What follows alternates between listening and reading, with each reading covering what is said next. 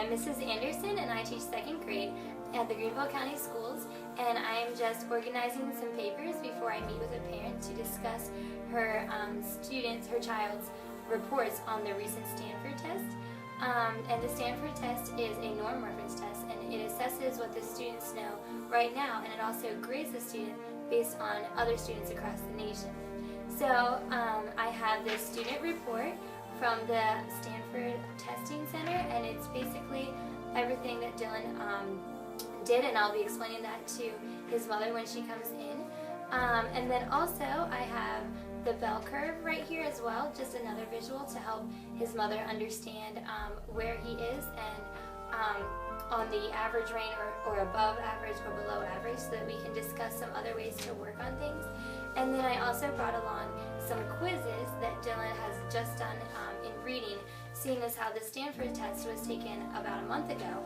And since then we have worked on some of these areas that he needs improvement on, and I just want to have them ready to show his mother that he has improved since he's taken this test. Come in. Hi, Anderson. Good to see you. Good to see you as well. Thank you for meeting with me. Thank you for coming by to look over Dylan's scores. So this can be a little confusing at first, but hopefully I can answer any questions that you may have. This is the Stanford report, and first of all, I'd like you to notice up here is our school and our district and the grade. That's just the given information. And then right here we have his raw score, which it has divided into categories, and this raw score is what he got correct, and right next to it we have the possible.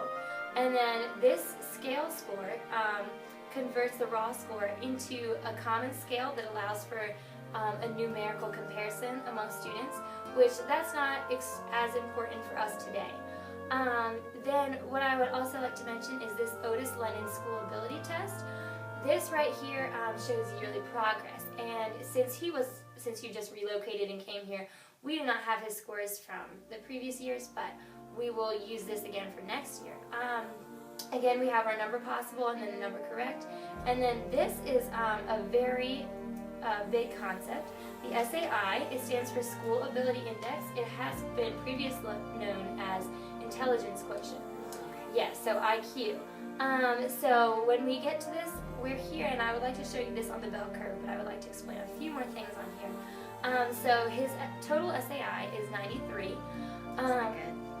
Well, yes, that is average, and I'll explain that to you, yes.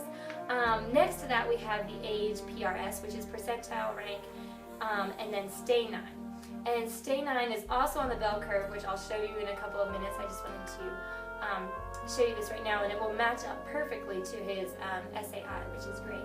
And then the national grade PRS is the PR, again, stands for percentile rank, and then S stands for stay 9. So these are his percentages, and then this is his stay 9, which I'll better explain with the bell curve. So here we have this is the intelligence quotient on the bottom. We have a 93 for his SAI, so I marked that there for you.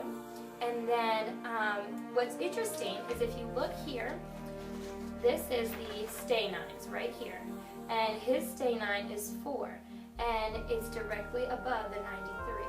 So it all matches up, and then the most important part is at the top. So once we see the stay 9 is 4, his percentile rank is in the 30s, which meets perfectly with his 33, 35, and 31.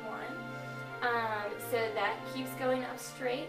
And then for IQ, 100 is the average, which I'm sure you've heard. 100 is average. Well, there's something we like to use on these tests called standard deviations. And those standard deviations, they are 15 either way of the average. So we'd like to say 85 to 115 is average. And Dylan is 93. Yes, he is doing great. So since he is a 93 here, he falls into the average range of all of the other students. So nothing to be concerned about or at all.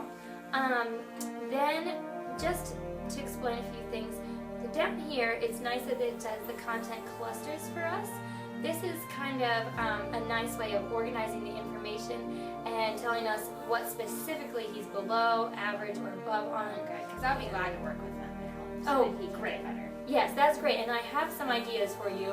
We're going to touch on some things during class too. Okay. So because keep in mind this was about a month ago, they've just come in. So NP stands for number possible, NA is number attempted, and NC is number correct. Okay. So again, these content clusters will tell us what he needs to work on, and as you can see, there's a few things here that he can work on. But redirecting your attention up here to after the scale score, we have the national, percentile, rank, and stay 9, which I showed you on the bell curve. And since we're not going to graph all of these on the bell curve, but typically 1, 2, 3 is below average, 4 to 6 is average, and then 7 to 9 is above average. So he falls a little bit below average in his reading, and a little bit below average in spelling, but he's doing great in listenings. That's great. When he has a 62 percentile, which means he's above 62% of who took it. His math looks very low.